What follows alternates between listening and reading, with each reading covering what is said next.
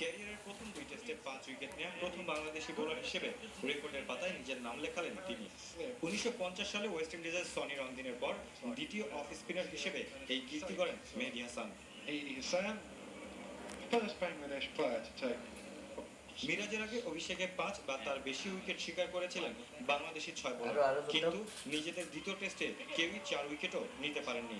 এবছর অনূর্ধ্ব 19 বিশ্বকাপে নেতৃত্বের পাশাপাশি ব্যাট ও বল হাতে নৈপুণ্য দেখিয়ে টুর্নামেন্ট সেরা হয়েছিলেন মিরাজ। সাকিব তাইজুলরা থাকলেও ইংল্যান্ডের বিপক্ষে দলকে বল হাতে পথ দেখাচ্ছেন তিনি। Dalmasina had no hesitation and balances on his way.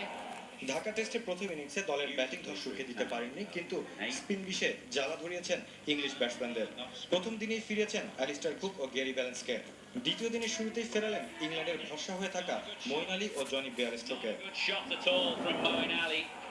Bit of a hack across the line and he's lost his off. এরপর অভিষিক্ত জাফর আনসারীকে বিদায় করে আবারও 5 উইকেট নেওয়ার উল্লাসে মাতেন মেহেদী Hasan. Captaincy to bring in the next.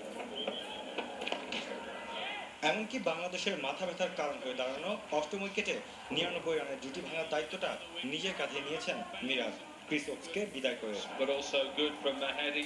অভিষেক টেস্টে 80 রানে 6 উইকেট তুলে নিয়েছিলেন মিরাজ, আর ঢাকা টেস্টে নিজের ব্যাটিং ব্যর্থতার পর বল হাতে 82 রানে 6 উইকেট তুলে নিয়ে দারুণভাবে প্রত্যাশার প্রতিদান দিয়েছেন। Out is out.